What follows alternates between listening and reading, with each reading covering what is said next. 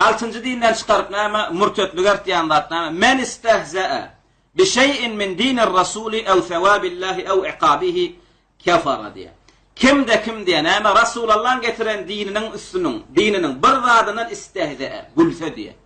Rasulullah'ın getiren zadynyň bir yerini näme istehza'a edidi güllü äsirmezçilik etdi. Şunu kim özüne musulman dip Rasulullah'ın getiren dininden bir zadyny, bir sünnetini, bir hükmünü näme äsirmezçilik etdi gülse ya da şu zady etsen Allah Teala plança sogap berýär diýdi. Uçkama şu jagaş sogapmay oňa alap bolsama geregem däli. Allah'ın bir amali edende berjek sogabynyň üstünden gülse. Ya da plan zat etsen sana plan azap berjek diýende şu azabynyň üstünden gülýänmasa kafara diýär. Şunumy? Kafara diýär. Şoň üçin kafir näme? Allah Teala näme berjek azapdan äsirmezçilik etýär. Şunumy? Tayyip, näme diýär açıklamasy? Es-sadisu min anwa'ir riddeti. 10-njy murtetlige çykarýan, kafirlige çykarýan zat näme? El-istihza'u bima enzelallah. Allah'ın indiren dininin üstünden doğruluğunu ya içinde kafir zadyna näme? Gülmeklik, äsirmezçilik etmeklik, kemsitmeklik. Ew bi şey'in mimma jaa bihi'r Rasul sallallahu aleyhi ve sellem. Ya da Rasulullah'ın getiren sünnetlerinin hayzam bolsa bir yerinin üstünden gülmeklik, äsirmezçilik etmeklik, kemsitmeklik. Näme walaw kana min as-sunan wal mustahabbat. Hatta näme ýöne bir edilen sünnet mustahab diýilýän zatlara moda gülmeklik bolanok. Şunumy? Yani rukunlar, wajib zatlarda, farz zatlarda ýöne bir mustahab zatlar, etmesi gowworlyň zatlar. Käbir zatlar dinne etmesi gowworly. Käbir zatlar sünnet, etsen sowaply amal. Edil etmesen bir näme gajaladam ýok, bir azabam ýok, käinjem ýok, ýöne etsen gowworly. Şunlara amallan üstünden bir gülse. Äsirmezçilik etsen hem bolýar, kafara bolýar. Dinden çykýar. Mysal üçin kesip miswak ulanmak ýaly. Şunumy? Näme bir wagt ya adamdan şu miswak dinne bar. Rasulullah ulanan zady, söýen zady, agdyňyza arasyndan şu ulanylsa, näme gülýär şoň üstünden. Öňen biri gülüpdir. Sahih riwayatlerde gelýär näme? Basrada mi Irakda bolanlar bir näme imam mescidin imamy miswağın sünnetliğini bildirmeklik için adamlara vaaz nasihat etdi. Şunumy? Rasulullah edipdir we etmekliğini buyurupdir, söýüpdir. Miswak ulanın diye. Agdyňyz arasynda saklan. İslam arastaşylyga çağırýar. Rasulullah özüm ulanyn diye bolin. Oturandan biri jowsundan miswak çykartdy. Sahih zat belli etdi. Jowsundan miswak çykartdy. Ya şeyh şumy sen şu sünnet diýip öýändiň dedi. Olama o ediler şu diýse. Ve sen ağzına rastlalam olýan men bilmän bu bilen götmar rastlaap ýörüpdir näme? Şo jemaatda götüne de gitdi miswagla. Yan kadam öýüne gaýtdy. Jemaat dagaýa öýüne gaýtdy. Yan kadam näme diýe öýüne baransaň. Garny çyşyp 9 aýlap näme? Injap keselleýärdi diýe. 9 aýlap. Hele 9 aý gowral kösönüp ýatdyra. Şo edenden soň diýe 9 aýlap garny çyşyp ediýe çekip ýatdy diýe. 9 aýdan soň götünden çağa dogurýan kadam. Haqiqi bolan da selef salihlaryň kitabyna gelýär. 9 aýdan soň näme? 9 aýdan soň çağa dogurýar götünden näýlep sıçan ýaly. 4 tane dişi bar diýe, gulagy bar, guyrugy bar diýe. Ören bir erwet gıýgyrdy diýe, doguran adamym, doganda adam. Oňam sesini kim daşyna gelip gıýdeşdi, algap gelse, qaqat garagan götünden näme? Alaqa sıçan şekilli bir çağa dogupdyr diýe. Bunu gelişinde öldürýär. Ýa-ni sıçany onu dirka gören adamlar ama doğan sıçan şekilde çağan ölen zaman. Gıydı bak öldürüyor o näme yankı qaqas diye 9 ay içimi yırttı diye şu hayvanı. İçini pon iyip içeri bağır öykün isat koyman. Doğuya doğan sonra 3 günden sonra yankı adam ölüyor. Ana kimde kim sünnetin üstünden gülse şungalık zat oluyor. Näme Rasulullah ağzından salaptır. Şey diptir diýilenne sen şunuň mu men onu götüme süpürüp beripdir diýe. Näme 9 aydan soň alaka şekilli çağa doğurýar. Başga biri näme? Bulam selef salyn kitabyna gelýär. Biri näme aýlap ýyllap birinin hadis alýan eken, hadis berýän şeýh näme? Perden aňasyndan berýän eken. Şunuňmy? Näçe wagtlap sapagatdylar hadis eşitipdir, ýüzüni görmändir. Onu bir gün okuwçylaryň bir näme diýe? Şuna çeneten hadis rivayet etýär, ilmalýat ýüzüni görkösdem diýe. Şonda ýüzüni açdy bolýan näme adam ýüzü eşeň ýüzü diýe. Ondan yankı gengal sen hadis aydyp oturan adam diye. Nädip ýüzüň beýle boldy diýenne? Men Rasulullah hadisine garşy gitdim diye. Olam näme? Imamyňyň öňüne düşmäň diýdi diye. Menem namazda imamyň öňüne düşürdüm diye. Rasulullah näme de kim namazı imamın öňüne düşse näme derdi? Allah onun yüzünü eşeğin yüzüne vurur diye. Men şoňa näme ähtermeslige de bir perwaçylyk edip näme etdim diye Rasulullah diýen etmedi. İmamın öňüne düşürdüm. Egilmeden egilerdim, galmadan galardım diye de Allah men yüzümü şeýtti diye. Şoň üçin näme Allah'ın dininin üstünden gülmeklikden gorkun öyle. Dine kafir bolan bu dünyada näme sen şuňa zatlar görüp bilýän.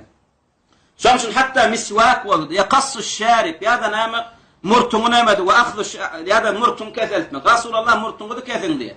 Kafir näme diye neil dine diye. Şunu öz ýanyndan öz dinine namazet ya subhanallah musulman mı dip ödü bir tüyse utanýar.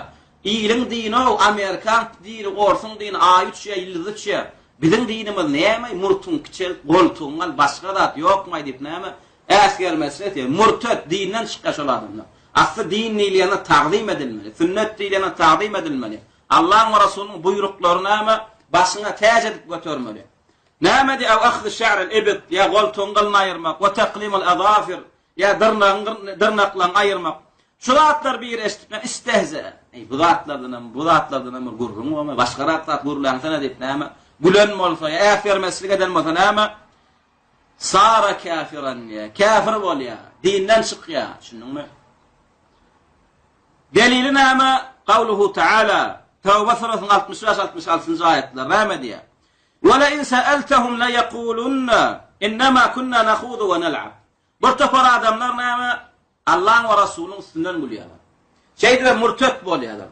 Ene sen olardan bar sorasaň, ve la in sa'altahum sen olardan sorasaň, näme şun gülüňiz Allah'ın üstünden? Peygamberiniň dininiň üstünden näme şun gülüňiz diýsen, näme diýerler diýär? Yaqulun aydarlar diýär innama nakhudu ve nel'ab. Bir ýene bir degişmek istedik biz. Niyetimizde kafir olmaklyk ýokdy. Niyetimizde dine ähtermeslik ýokdy. Ýani bir degişek bol. Ýolugak näme? Özara gurrun etsek näme bir saparyň kynçylygyny, musafirçiligiň kynçylygyny keser. Saparyň uzunlygyny bilmez. Şoň guruladyk, gurrun etdik, degişdik. Arasynda näme Allah'ın dininiň peýgamberiniň sunnan güläýdik, niyetimizde elbet ýokdy diýär.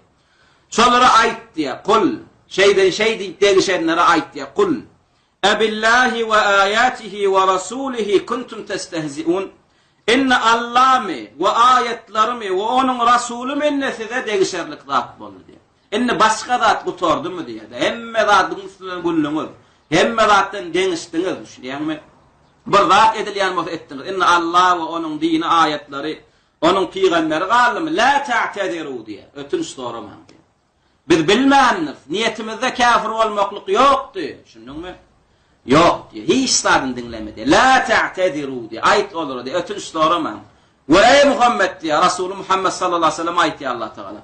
Olan ötünçlerden kabul etme. Neyem için?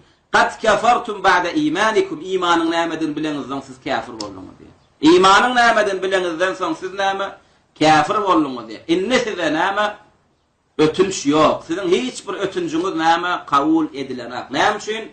Dedim Allah ve Resulü ve Peygamberinin üstünden gülüp başlayan adam, ola adam değil, ola adam öldürmeli, düşünün mü? Şoň üçin näme? Mollun epetin artistleri, beylekin artistleri näme? Tövbe etmeli. Ajal periştetini, ya da näme Cebrail perişteni, ya başka bir perişteler, ya dinin kafir zatlar näme? Oyuncak etmeliler. Adamlar güldürjek bolsaň näme? Başka adam üstünden güldür. Perişte galymyny güldürjek bolsaň, din galimy. Şoň üçin näme? Sakallı adamdan üstünden gülmeler. Sakallının üstünden gülmeler. Örtünýän gıýlagyň üstünden gülmeler. Din tutjak bolýanyň üstünden gülmeler. Şu hemmekçe hökümet, raýat, barfy delişdi. Kimde kim şu zatlar essenäme la ta'tediru näme kad kafartum ba'da imanikum. Olan hiç ötünjü yok. Men eklenjim şeýle, men artist okudum 4 ýyl, men mırsyňa diýişgäri. Güldürmeli bolýan, bagışlan aslında Allah'ın söýýän, peýgamberleriň söýýän. Ýöne men ödipem şeýle, şoň üçin güldüräýän, niýetim derbetlik ýok. Niyetimle işimde uzur yok. Şimdi sen sungatlarla belan işgar bolay. Näme murtet dinden çıkýaş ol adamlar. Fellezi yestehzi'u bi şey'in mimma jaa'a bihi ar-rasul fardan aw wajiban aw sunnatan fa innahu yakunu murtaddan an dinil islam. Ennekim de kim şular ýalak näme yestehzi'u gulsa diýär, degişmeklik tutsa diýär, äfermeslik etsa diýär. Bi şey'in mimma jaa'a bihi ar-rasul. Rasulullah getiren zatlaryň istenlik bir zat, yani dinden istenlik bir zatyny. Farz bolsun, wajib bolsun, sünnet bolsun näme? Şo zatlaryň üstünden, haýsam bolsa ýa biriniň üstünden gülmekligi bilen näme? ol murtet bolýar we an dinil islamdan çykýar. İslam dininden çykýar. Indi näýle görýäňiz? Ma balukum billezi. Indi näýle görýäňiz bular ýalaqadan? Bular ýalaq etýänler näýle görýäňiz diýip. Şeyh Fawzan diýär. Ma balukum billezi yaqul. Indi bular ýa-da degişmeklik bolýan bolsa diýär. Ýa-ni mustahab, siwak, miswak wagtyny degişmeklik bolýar. Indi bular ýalaq wagtlaryň üstünden bolýan näýler görýäňiz diýär. Olaram i'fa'ul lihya, saqal vermekligiň üstünden bolýar. Ve khaffuş şarib ve nama murtun ayırmak, koltuğun ayırmak, ve gaslul baracim, ellerini dağıtlanı nama baracim, şu barmaklan aralar var ya, boğunları, şu tayları. Şu taylarına sen yumonu, barmaklan aralarını, boğunlan aralarını, hapa, kır kalma diyalak. Şu taylarına sen yumonları nama, kuşur diyenler neyli görüyanız diye. Bunlar neyli görüyanız diye. Şulom nama, şu dağıtları kuşur diymekliğin gülmeklük diye. Kâvar bidgatçılar, hasatan ana ihvan musliminler, şolong ağzından köpeşdiler. Dini käwe öýýärler. Şunuňmy? Maňyz diýerler, paçak diýerler. Şunuňmy? Yani selefiler dinin paçagy bilen nemet ýamışlar. Şunuňmy? Başa gaý bolýarmyş. Olan düşünjekler paçak näme? Goýunyň ýokurdan goýmak, tawhide çağırmak, şirkden gaýtarmak, sakal goýbermek, barmaň şeýtmek, miswaglanmak. Emma olar näme? Lüp bilen, maňyz bilen işleşýärmişler. Maňyzam näme olan gydy? Hilafet dikeltmeli, jihad etmeli, hökümet getirmeli. Şunuňmy? Şol şol näme bize ashabil kuşur diýerler. Öňden näme ashabul lub diýerler.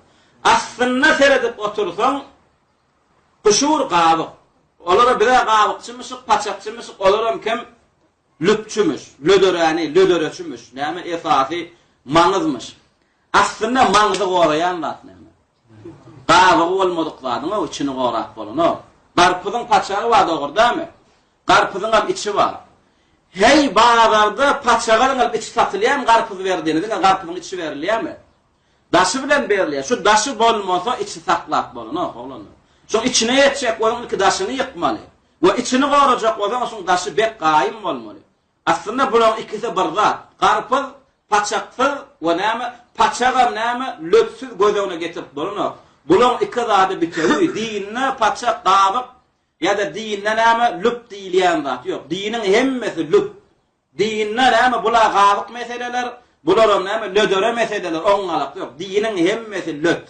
Dinin hemme zady näme maňyz, dinne gawyk diýilýän zat ýok. Näme üçin? Din Allah'ınki, şunuňmy? Allah'dan inen dinne paçak biderek zat ýok. Paçagyň aslyň bilýän ýer nere? Paçagyň aslyň bilýän ýer Musur. Allah'ın dininde Musur bilýän ýer barmy? Allah'ın dininde Musur bilýän zat ýok. Şoň üçin näme diýär? Hada huwal istihza'u bi dinillah diýär. Şonuň şey diýmekliginiň ödem Allah'ın dininiň üstünden gülmeklik diýär. Şunuňmy? Ýani näme agzlaryndan çykýan sözlere düşünen aklar, özler şo näme bir felsefeli bir owdan sözler öýtýär. Bular paçak bilen etýänimiz näme? Şunuň siz gawyk bilen işleşiberin, biz näme löt bilen işleşjek, maňyz bilen işleşjek. Näme dine çağırjak, bolup öz çağırýan dinlerden çykýandan bilen aklar. Näme diýär? Hada huwal istihza'u bi dinillah. Şey diýmeklik o dinin üstünden gülmeklik diýär. Ila qalu hada ash-shay, wa law kanu ya'malunahu fa innahum yartadduna an ad-din. Ila qalu hada şey diýdiler dämi? Wa law kanu hum ya'maluna. Eger ne şolar diýär, amal etýän emmalar fa innahum yartadduna an ad-din. Dinden çykýarlar şunu. Sakal bir biderekler, paçaklar, paçan eslerinde bolmanuran yok, bolmanuran gattarliye, ve öyle goýberýär, murtetçe goýberýär emmasy.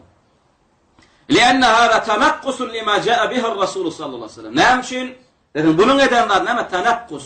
Näme kemsitmekligi boldy diýär Rasulullah'ın getirenlerini. Pes gördüğü boldy diýär Rasulullah'ın getirenlerini. Asly wajib näme musulmanyň boýnuna, farz näme? Ta'zim sunnetir rasuli we ihtiramuha. Rasulullah sünnetlerini taqdimlemeli biz. Rasulullah sünnetlerini silemeli. Şunuňmy? Biziň akydamyzda ene aýdyp otýar. Her bir musulmanyň boýnuna wajib Rasulullah sünneti taqdim edilýär. Rasulullah sünneti silenýär. Rasulullah sünneti taqdim edilmän, depelenen ýerinde aslında ýaşamak bolýar. Rasulullah sünnetine düşmançylyk edilýän ýurt İslam ýurdu hasaplanýar. Hatta Rasulullah sünnetiniň bir ýeriniň üstünden gülýän adam kafir saýýas. Ol Rasulullah'ı ýigrenmek, on sünnetini ýigrenmege aňarda dursun.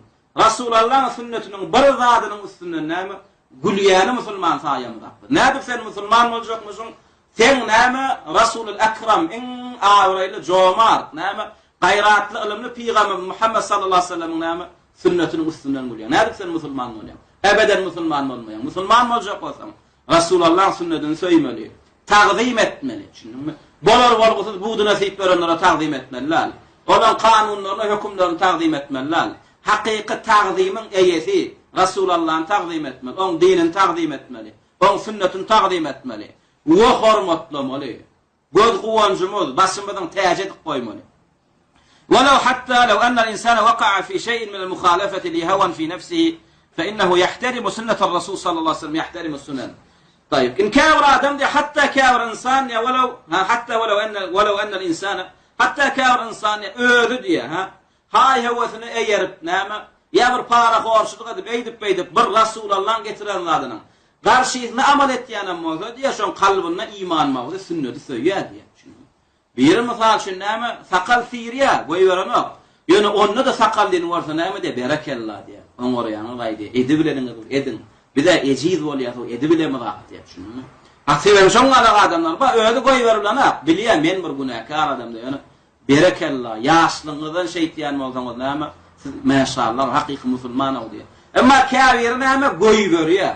Gördük o akmak ýaşlylary gördük. 60 ýaş, 70 ýaş. Sakally sarmakly näme sen ýalonga ýaş bolan görsen näme diýär? Sen ýaşa näme gereken täkdi. Böyle sakally bolup ýaş kiçiň sakallysyny görende näme diýär? Sen entek ýaşa diýär. Näme gerek sana sakal diýär. Bardy sakalyny sir diýär. Öýden sakally ýaşly. Akmak şunuň. Emma kafir jahil adamlar we içip çekip görenler. Ýöre näme bu sünnet tutýan adamy görse näme diýär? Sileýär. Sünnet tutýanyň üçin sileýär. Ýaşyňa teredeme. Derejäňe teredeme oňorýaňyz diýär. Maşallah barakallah diýär. Näme bu adamlar näme ve yahtarim al-hadith ve la yaqul hada quşur. Hatta şoňalyk nadan jahilen bolsa näme Rasulullah hadislerini sünnetlerini sileýär. Siziň etýäniňiz o gaýlyk biderek soň çykan zat diýär. Şoň şu näme her bir musulman öýdi edibilmeýänem bolsa silemeli, söýmeli. Emma ediber silemeseň, söýmeseň tafawut ýok edenim. Ve delilu qawluhu ta'ala. Näme üçin kafir diýdik? Delili näme? Tawba surasynın 65-66-njy aýatlary. قل أبالله وآياته ورسوله كنتم تستهزئون لا تعتذروا قد كفرتم بعد إيمانكم diye. Ayet olara diye enne siz Allah bilen ve onun ayetleri ve onun peygamberi bilen näme üstünden gülüp başladınız mı diye. Enne şoları siz näme deňişleýän zat tutduňyz mı diye. La ta'tediru ötünç soramaň diye siz imandan soň näme kafir boldunuz diye. Siz imanınızdan soň näme kafir boldunuz diye. Şu zatlardan näme netijelýär? Dini taqdim etmeleken, dinin hiç bir zadyny ýerenmeklige bolanakan, dinin hiç bir zadyny näme qabyk ýa-da biderek zat saýmagan bolanakan, dinin hiç bir zadynyň üstünden gülmeklik ýa onu bir näme degişmeli tutmaklygy näme bolanakan. Wallahu taala a'la we a'lam.